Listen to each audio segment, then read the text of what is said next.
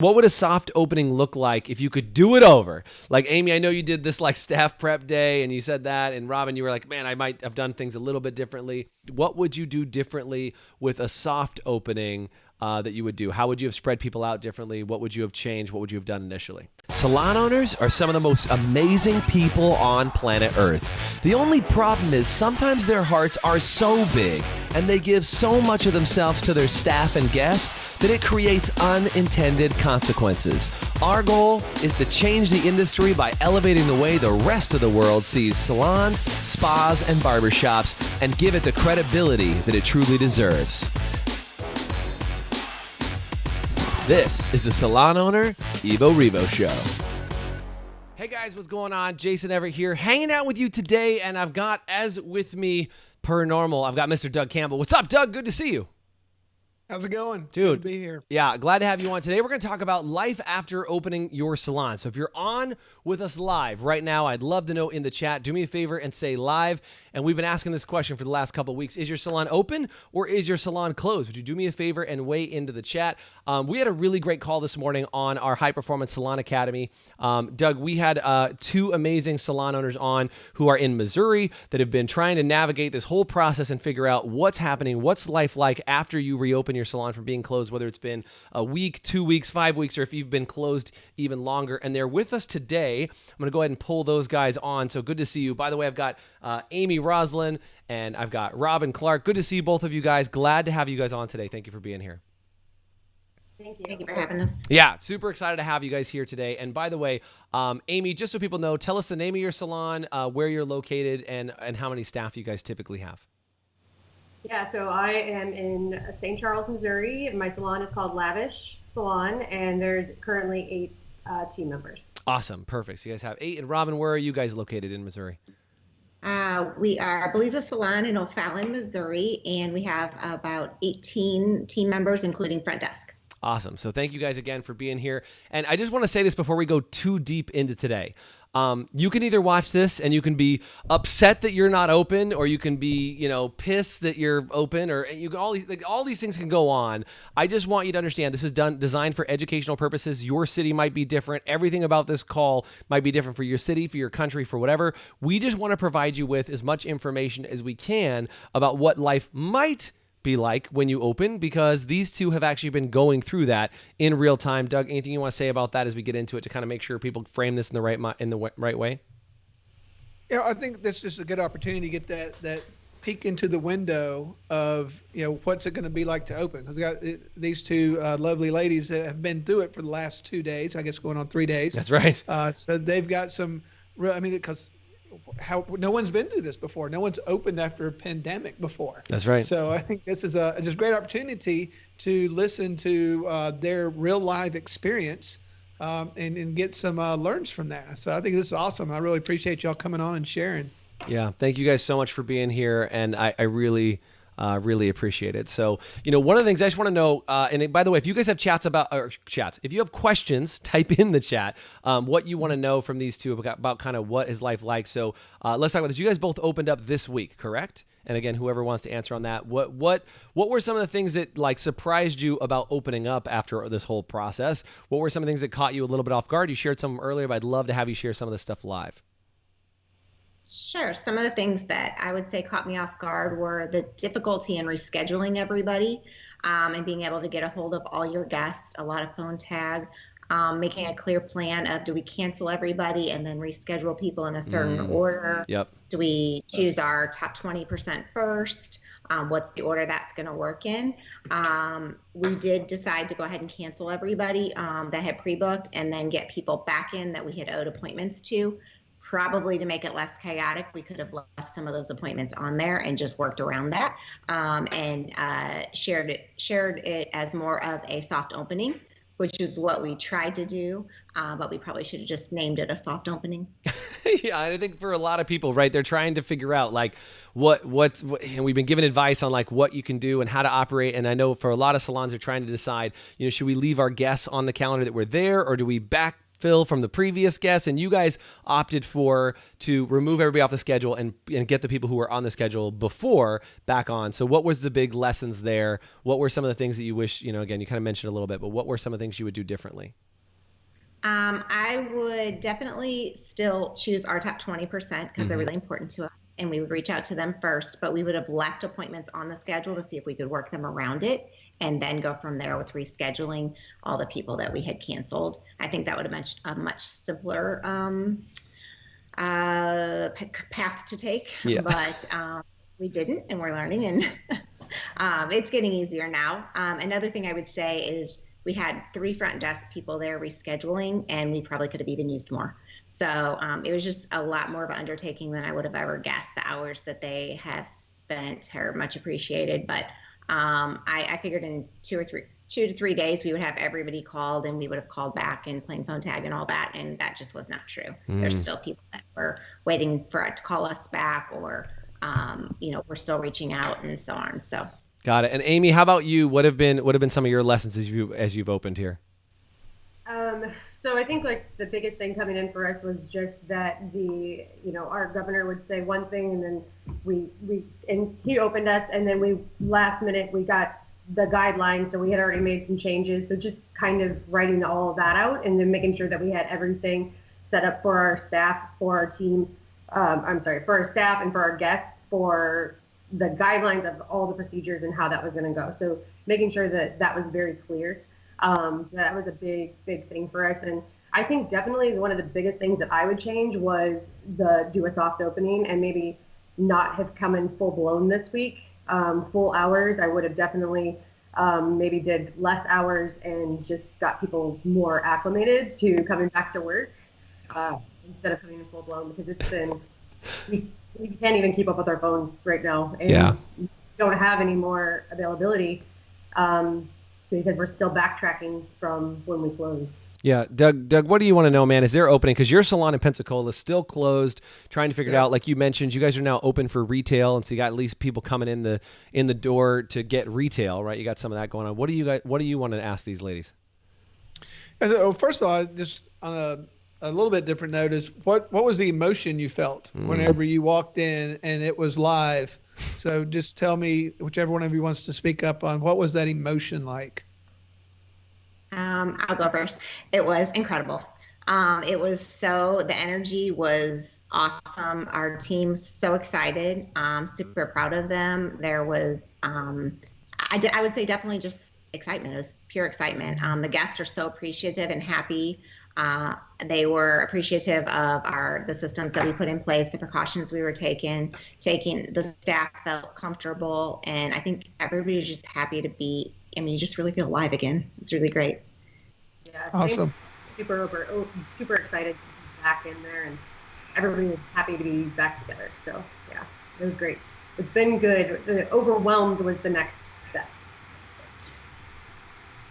Yeah. Good. So what was the number one thing that worked when you went in there, and after your first day, you're like, thank God we did that, because that worked? What would that thing be? For me, it would be we told our guests what to expect, and that made everything run smoother. So we made sure that we told them on the phone. We sent out email blasts. We have put it on social media. We've just followed up every which way we can. We've sent texts just to say, here's what to expect. And so everybody's been happy with the whole process that we put together. That's awesome. We took credit cards in advance, so it made they're securely held, and it made everything run smoother because the checkout's much easier.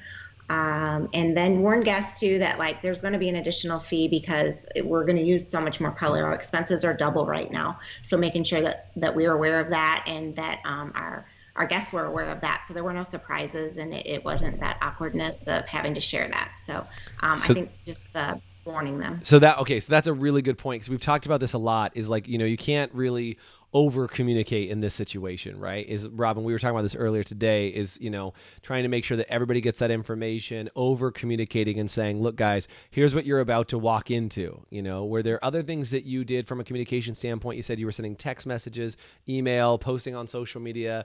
What was the one that people said that they caught it the most, or where people, depending on your clients, they were getting it from different places? What was the one that they were saying that they caught it from the most? What we've heard the most are the emails, because they were waiting for the email and they're excited to open it. I think for a little short communication, texting is the fastest and the best results. But when it comes to a long message like that, the email for sure, because not everybody doesn't see your Facebook. You see such a small % of your clientele on Facebook. So for sure, email helped a lot. Yeah, that's good. Doug, what else do you want to know? Because as you get ready as a salon owner yourself, I mean, you're part of the training team here at the High Performance Salon Academy as a founder, but like what are the questions you'd want to know as a salon owner? By the way, you guys that are listening along, if you have questions about what it's like to open your salon, do me a favor, ask them right now, because I think there's a million questions you could be asking, because I want to know things like, are you wearing masks? Are you wearing, like, what's happening? How are you changing and how are you adjusting? What did the governor say? But Doug, what would you like to ask these guys? I'd say, how did your staff react? So one or two things. That's one, how did you prepare your staff? And then how did they react on that first day? How quickly did they get back in the groove? What was their mentality? So just give you a little insight on that, I think would be really good. So for us, we actually all came back to work on Friday, and we just all came together. We did each other's hair. Awesome. I brought lunch. We cleaned, we got prepared, and just kind of got back in the swing of things, and that really helped everybody just come back to it. We also, leading up to that, did 3 Zoom meetings a week, so we were hearing from pretty much the beginning what's this going to look like, but just had to keep adjusting. So the excitement, but today, I mean, honestly, people were starting to get overwhelmed, mainly because they can't get all the guests in that they want to get in, and new people are calling. So they're starting to feel it, like the phone won't stop ringing, people are texting, and so they were feeling it today. So we're kind of calming down that emotion today and taking other actions of what could we do to alleviate that stress from them. So we did that on our phone, left a message saying, basically, due to the high call volume right now, we will get back with you by end of closing today. We'll be checking our messages frequently, but it was a lot for them. So we're constantly having to revisit what we're doing next. How about for you guys, Robin? I would just say our emotions have been in definitely much calmer than I would have ever guessed. We did a lot of communication prior. We did the Zoom calls as well with our team. Everybody kind of trickled in through the last few days, Thursday, Friday, Saturday. To get their hair done. We didn't do it all at once. So there were lots of, one-on-one communicate, lots of questions. Some of the girls that didn't start the first day, they would say, hey, what can I expect today? And their responses were really great. You'll expect to see smiling eyes because everybody's going to have a mask on. We spoke about things like, if you're in the back room, can you put your mask down to eat? What can you do with that? What would be a safe way to take your mask off and store it during this time? And just things like that. So I think it was the communication that helped everything, and just making sure that everybody knew that their questions were welcome and that we would do our very best. And honestly, it's what I shared the whole time, is that, guys, I'm doing my very best. I'm super up on exactly what we're expected to do, and we're going to follow the rules and do our very best with everything. And there will be mistakes, and we'll learn from them, and we'll keep going. Yeah, well said. Because I mean, that's the truth, right? Yep. Is that if you're watching this right now and you're in any other city, do me a favor and type in whatever city you're in. Because if you're not in the state of Missouri, your opening requirements could be completely different. So please, I can't emphasize this enough.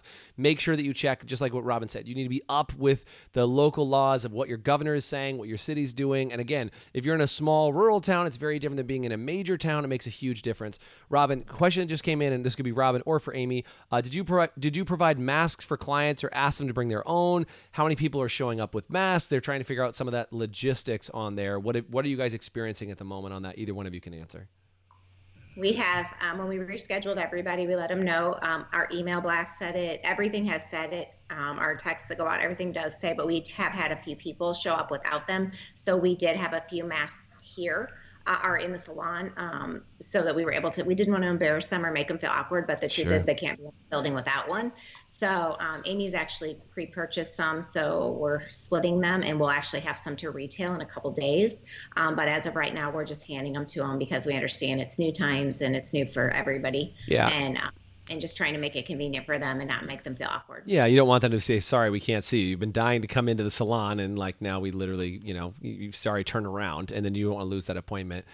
Amy, how about for you? I know you had said you guys have some interesting signage on your door to kind of help people communicate. Tell me about the signage and what you guys are doing to help guests as they enter your salon. Yeah, so we created like a picture that has a stop sign on it, so that they're, it's kind of in their face. They know, please don't enter the building without a mask. We will bring one out to you if you need one. Also, a lot of them are wearing the cloth masks, like they're nice ones that they've had made, and they don't want to ruin that with color. So they're getting a mask because it is going to get ruined with the color highlights or anything else. So that's a great point. I would have never thought about that. To your point, is they come in like, yeah, I got my mask, but then you don't want to get color all over that mask that you got. Yeah. Yeah, and so we sell them for $2 a piece. That basically, just covers it, and they're done, and they can throw that away when they leave. We also have a sanitizing station when they come in. It says, please sanitize your hands upon entering the building. Have your mask available, and also, what else? We also take their temperatures when they walk in, and our employees' temperatures upon arrival. So, and we do have to log those in Missouri. We have to log not the guests, but we have to log the employees' temperatures every day. So that is what we're doing, and it stops them at the door. And they also can't come in if the stylist isn't ready for them. We have them wait in their car, and then from there we just text them when we're ready for them. So that's a big deal. Just making sure they're waiting in their car, and this is how it says on the door. So if they walk up the door, they can see all that, and then return to their vehicle until they get their text to come in. Yeah.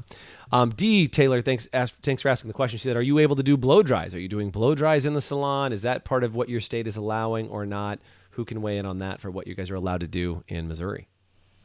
We are allowed. We are doing them, but we did warn the guest with the what to expect email. It says. It does mention in there that we possibly may not be able to do them because we wanted to account for following all these systems, making sure our timing was right. If somebody had done home color and something's a mess and we're trying to make that work, just to warn people that there's a potential that they maybe would not be able to receive a blow dry, just so nobody was super upset. But so far we've been able to do most of the blow dries. One little tip on the mask when the guests wear them in, we're actually just taking a little bit of oh gosh, what do you call it? Double stick tape? Oh, cellophane. The clear tape, yeah. And just wrapping their little ears for them. Oh, just to make sure that they're covered. Color.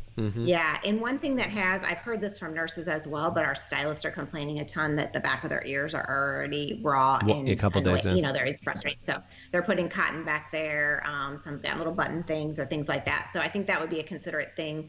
If I would have known that before we opened, we probably would have done something to help our team out so that they weren't so uncomfortable. But they've all kind of went on their own and tried to figure something out. So yeah, that's good. That's helpful. And by the way, D Taylor coming all the way from Northern Ireland. So just quick shout out all the way to Northern Ireland for being on. So D, thank you so much for being a part of what we're doing today and just hearing this from all over the world. Because again, in your country, rules are going to be different. Things are going to be restricted. Matthew's got a really killer question too. And I know this is a tough question to figure out how to answer, but how does the mask and break room situation work? I know this morning people asked the question. They said, are you even allowing people to go into the break room? And, what does the law say about this? How are you guys kind of navigating this? Like what are the situations that are happening there in the break room? Yeah. Yes, our employees still go back there, and they have to eat during their shift, and we take precaution, hand washing, wearing the mask, and all that. But yeah, they are still going in the break room.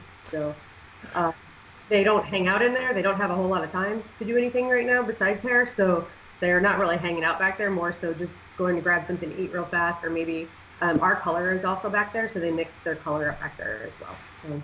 Yeah, and I know some people have the opportunity to have their staff, go outside to have a break. Because the thing we haven't talked about is you guys have a 6-foot social distance requirement that's happening where you are, right? So, that 6 feet social distance, how are you guys handling that, Robin, within the framework of the salon, people coming in? How are you kind of making social distance work when it's like that back room? If you have 3 people in there, that 6 feet goes away really quickly. Just whether that's in the salon, in the back room, how are you guys kind of managing that? So in the salon, we are just utilizing every other chair. And so that keeps the social distancing on the salon floor. You are allowed to, if you're a family member, you are allowed to have the family members closer if they're both receiving services. But helpful. beyond that, they do need to be 6 feet apart. And then in the back room, we've just spoke to our team about it and just said everybody can't congregate back here. But of course we have to mix our color, eat your lunch really quick. That's allowed. Be considerate. Don't, take your mask off and drop it on the table. What we need to do with that. And then we have signage back there just for reminders, because it's easy to slip back into old habits. And we do have a back door that people can go outside and breathe for a minute too, if they need to do that. Yeah. Yeah, that's a good point. Doug, what other questions do you have? I know there's a bunch of other questions coming in, but do you have any other questions I hit into some of these others that are going on? Not any. I think the outside thing I think is interesting. We have a nurse that works for us that said that taking off your mask and going outside and being without your mask for a little bit is very helpful. Yeah. So have y'all found that your people are going out and being able to just take their mask off and take a deep breath, just even if it's for a minute or two? Has that been working well? Oh yeah. I think there's a ton of relief in that, and the other advice I would say is you're going to be warm too. So think of that with your team. We had our air condition fixed day number 1. We had them there to fix it because it was we had 3 units, but one of them wasn't doing great, and I mean you could feel the heat off people and see it when they took the mask off. Just sweating. They're enjoying that they only need makeup from here down. That's a good thing. It's promising. Less lips available. That's a good day. I like that. They just have their eyes done. That's a good day. Yeah. All right. I do wish we would have had our Beliza Salon masks made. I do wish I would have done that. That's something that I would highly recommend to other salons. Yeah, to make it feel less medical, basically. Yeah, I think it would have been a great touch, and we may still do them, but right now we're moving on to new things. Yeah, I totally hear you. Jackie asked a question. She said, "How are you handling stylists that typically double book? How is that happening in the salon? What are you doing to take care of that at the moment?" You want to answer me? Yeah, well, so for us, we don't have necessarily a minimum in our salon, or the 10 person rule. It's a capacity rule, 25% of our capacity. So we are just having people try to book as best as they can right now without doing that. But I mean, it's kind of tricky. So I don't know. Right now, they're saying in Missouri that we're not allowed to be double booking. So we are trying to spread people out as best as we can, but we're just keeping every other station open is what we're doing. I don't know if that helps at all, but yeah, hopefully it does. Yeah, tell us if that helps you out on there, if that's helpful. I mean, I know, again, every state, you guys said that your state specifically said double booking, in quotes, was not allowed, right? Like that was part of what it was. But the other big thing was, what's the capacity level that you guys were dealing with? Carrie asked a question on here. She wanted to know, what about public washrooms at the salon? Like, how are you dealing with that? Were there any guidelines, or are you just sanitizing it, at certain intervals of the day? How's that happening for you guys? We are literally sanitizing after anybody touches anything. So we have a front desk girl that people are running around, and if somebody uses something after you use it, there's sanitizer right there. So we're running in and doing that. But people really are just trying to come in, get their hair done, and leave. We haven't really had too many people try to use the restroom while they're there, so that's been okay so far. But yeah, so they're actually in a spot where most people are kind of coming in that scenario and trying to figure out, like, okay, what are people doing and how does that work? That's just being in a good spot for all of them to be able to do that. Yeah. Yeah, that's super helpful to know. Another question that came up in here that I just love to find out for you guys. This is from Richard, who's over in the UK. He said a few salons over in the UK are having screens built in between their stylist stations. What are you guys seeing from that aspect? Are you guys seeing? I've seen people put drapes up and screens. Has that been any sort of requirement, or not something that you guys have had to see there? It is not a requirement here.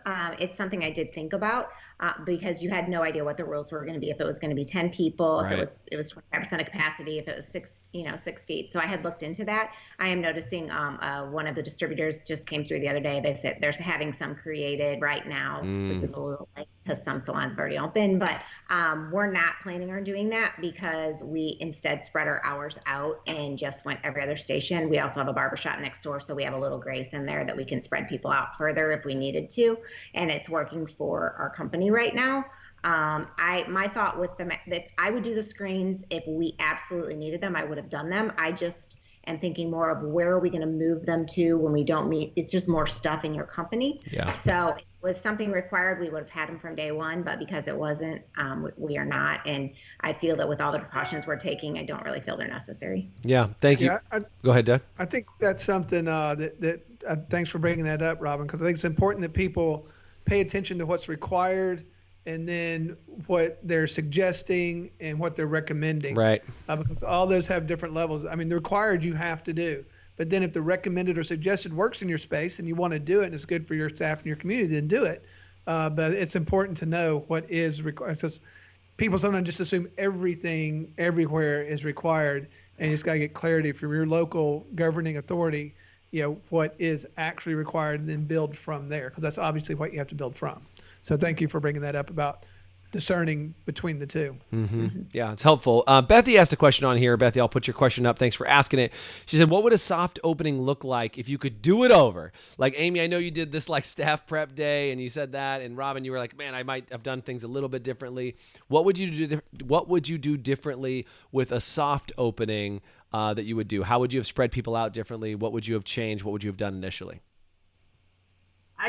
I know what I would do would be definitely just go back to maybe less hours. Start off with a slower day, maybe a half a day. Get them acclimated to coming back to work. Just slow, maybe went a little bit slower into it instead of full blown open and the extended hours. I definitely would have just did the half a day, and I would go back and do the kickoff day over again. That was awesome, but yeah, slow and easy into it. I like it. Robin, how about for you? For us, I probably would have still opened all the way. My team was done. They were so excited to work. So Yeah. I probably would have still opened all the way, but I would have marketed it better. Yeah, easy for you to say. Marketed it better, I think. Yeah. To our guests, so that we would be calling it that, because they don't understand the double booking and not being able to double Yeah, they book don't know and what not that means. everybody in. And so just to share with them that, like, if we haven't contacted you yet or it hasn't worked yet, like, I don't want them to be offended. And we would love to get everybody in day one, but it's not possible. So I think I would have used that as a reason to the public that we could, we were going with things slower. Yeah, completely. And by the way, we really are grateful for having both of you guys here. If you guys want information on how to get a hold of more podcasts like this, we're going to be continuing to bring you, updates and information about other salons as they open, like Robin, like Amy, like other people as they continue to get open. Because, even though what they're going through in Missouri is different than what you're going through in whatever city you are in right now and whatever country you're going through, I think for all of us as salon owners to figure out, what you can do to come together. Because I think one of my favorite stories, Amy and Robin, is you guys are in the same city. You're both in the High Performance Salon Academy. Tell me about what you guys did before you opened, because I think this was really something that I thought was powerful for the two of you guys to do together. What did you guys do before all this came about? For this past week? Yeah, like the two of you getting together. What did you guys do to help coordinate with each other is what I really wanted to know.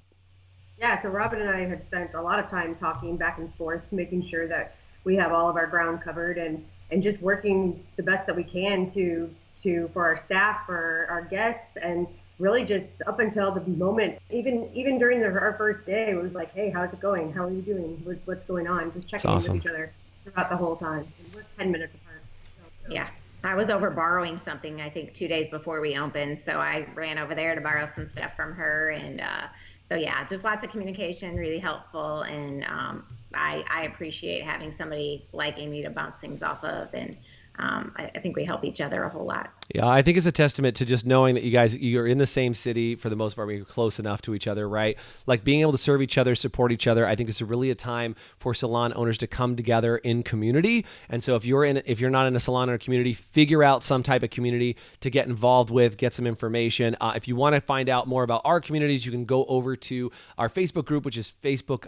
If you go to facebook.com, look for #SalonStrong, which is our free salon owner support community, where you can go and Amy is in there, Robin is in there, all of our people are in that program, and you can find out more about it and just check more of it out. I know all of our members were super excited to hear from you too this morning. The questions were just like nonstop rapid fire of people saying like what was going on. What was the question, just out of curiosity, what was the question that surprised you the most this morning inside our support call with all the other salons? Like, was there a question that kind of caught you off guard, or you're like, oh, I didn't realize that was actually helpful? Was there any question like that came up in this morning's call, or were they all pretty? You guys knocked them out anyway, but were there anything that surprised you? I think the credit cards, talking about having those secured for people, I think that there were a lot of Yeah, tell me more about that, because I think a lot of people may not understand. Like, you mentioned that you took credit card deposits, and we've been advising this for sure. So tell me about the credit card advising piece that you guys took on and how that worked, because that's a very different scenario, right? Well, we just shared that due to the demand on time. I mean, our appointments are, very few and far between that we have available. So it's really important that our guests show up. So we took credit cards. It made it for more of a touchless checkout process, and that there would be a 50% charge if people did not make it to their appointment. Super important detail on that, right? Is that 50% charge. So you had a 50% charge if they didn't show for their appointment, so you still covered the time. Anything else you did with like preparing them in advance before they got there, in addition to that 50% charge? Preparing them in advance besides money. Yeah. Did you guys do any retail or anything like that in advance? Or did you talk about stuff like that? Tell me about the retail you guys did. We let them know that we would gladly package, we knew that most people would probably be low on products, so we would gladly package them up and have them ready for them when they came in. We'd have make that a much easier checkout process, or they could pick them up earlier, or that, we would also do our curbside delivery too. If they wanted it before their appointment, we would package it up and run it out to their car as well. And that just cut down on some chaos as well. Wow, that's super good. If you were to give one piece of advice from both of you, and then Doug, kind of your recap on this too, if you were to give one, any piece of advice to any salon owner before they open up, what would you wish somebody had said to you before you went through this process of deciding to open? What would you say? Mine would have been a clear plan. Learn from all of us on how to, what to do, what not to do, as far as rebooking everybody. I think I could have had a stronger plan with the rebooking all of our guests. And so I would say learn from everybody else, learn from all of our mistakes. And my best advice would be also to just communicate. Let your team know exactly what's going to happen and your guest. And I think that's what's helped us run really, really smoothly. Besides the booking, nobody's been upset because we've prepared everybody as much as possible. Awesome. Amy, how about for you? What piece of advice would you leave them with? Yeah, absolutely. Communication is key with your staff, and give them some grace that first week. They have been in a different game for the last 4 weeks for us. I mean, I'm sure there's many people that it's been a lot longer. So it's like getting on one ride, like you said the other day about roller coasters, getting off a ride and getting on another ride, and that's exactly where we're at right now. So I think slow and steady, wins the race here. So I think just coming back in, like I said, with the days, I think that's a great thing. And communicate with your team. Know that the feelings are real and the emotions are real right now. So I think knowing that is huge. Yeah. Doug, what would you say to the salon owners hearing this now and knowing that you're getting ready to reopen soon? What are your thoughts as we wrap up here? I think the communication part is super important. I think being connected with other salons is invaluable. Having other people, because you don't have to do this alone. You reach out, find a community that you can be a part of. Totally. And I think be as prepared as you can be. And I think the biggest thing is know that it's not going to go perfect, and be okay with that. Yep. I think being able to adjust on the fly, to your points of communicating with your team, that we're preparing as best we can. We know something's going to break. So let's all just, when it breaks, let's be ready for it and fix it as quickly as we can, and know that we're all in it together. So thank you two very much for sharing. Everybody on here has really loved it. Got some great comments, super helpful. The more that we can peek into what's going to happen, the better we'll all be. So thank you very much. Yeah, Robin, I see you. You want to throw in? Go ahead. Yeah, jump in there, Robin. I would say also something I would advise is finding a group like this. This group's been so helpful. We've had a call every single day at 8 a.m.